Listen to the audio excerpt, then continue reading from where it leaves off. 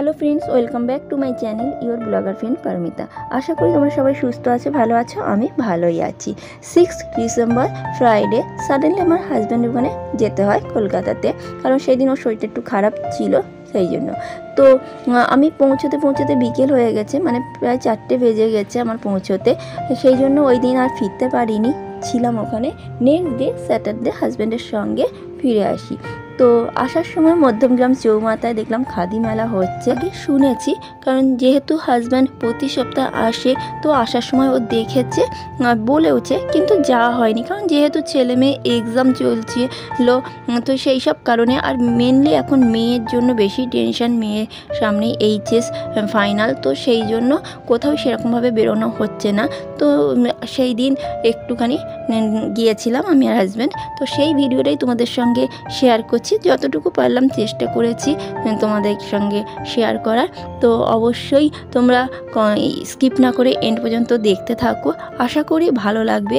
আর comments বক্সে অবশ্যই জানিও কেমন লাগলো। যদি ভালো লাগে লাইক শেয়ার করো, আর কারা কারা এই খাদি মেলায় গিয়েছো সেটাও কমেন্টস বক্সে জানিও। যারা আমার চ্যানেলে এখনও নতুন, তারা আমার চ্যানেলটা সাবস্ক্রাইব করে পাশে থাকা বেল বাটন প্রেস করে দিও। যারা আমাকে ফেসবুকে রাখো তারা ফলো করে দিও। তো চলো তোমরা এন্ড পর্যন্ত দেখতে থাকো।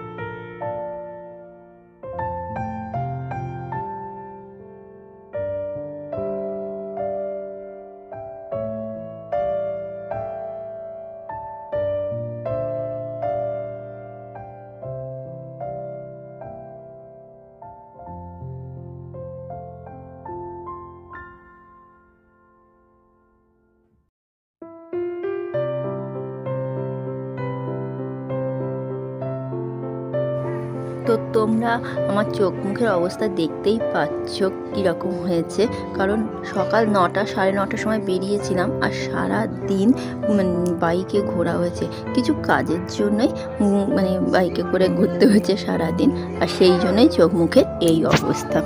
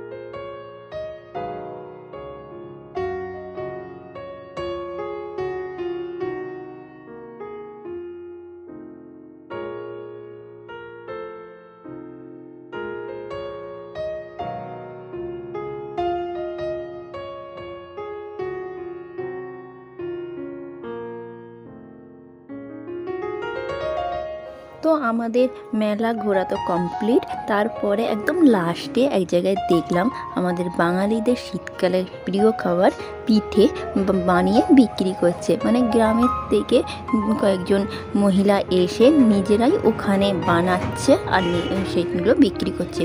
সব রকম পিঠেই ছিল, সাজের পিঠে, ভাপা পিঠে, পাটিসাপটা, মালপোয়া। তো তার মধ্যে দু রকমের পিঠে আমরা কিনে নিয়ে বাড়ি আসি। তো এই ছিল আজকের মেলা। তো আজকের মতো